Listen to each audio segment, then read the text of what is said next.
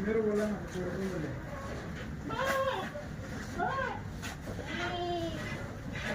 लगता पकड़ ले हो